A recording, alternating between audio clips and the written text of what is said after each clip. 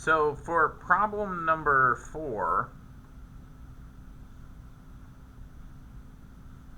again, think in terms of I'm going to distribute this positive 1 through the parentheses, which really doesn't do anything. It just leaves it the same, right? So it's 2m to the 4th minus 4m, and then over here, same thing. This is like a positive 1 that gets distributed through the parentheses. So this is 7m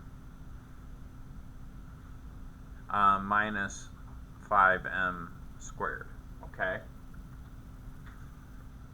So remember, we want to do it like this. We want to say m to the 4th and then m to the 3rd. We want to do this in descending order. Yes? We didn't put 5n e to the 4th. Yeah, I made a mistake. Thank you. So used to writing the squareds. So,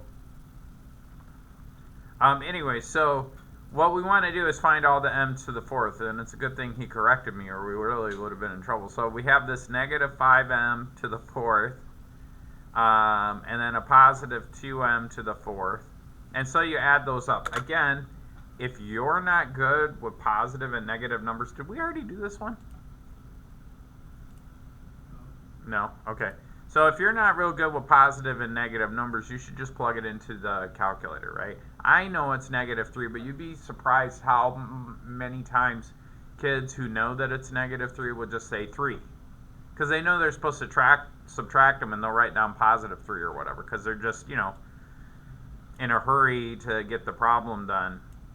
What I like about the calculator is I have to hit the buttons. It slows my brain down and causes me to think about it. And so that usually helps me to get the right answer most of the time. So anyways, then I go, all right, well, what's the next thing? Well, there's no m squared, there's no m to the 3rd power or anything like that. So the very next step down, in other words, this is done. There's nothing like this, nothing like this. Now we're on the m. So I've got 7m minus 4m, which is a positive 3m. And then that's it. That's the answer.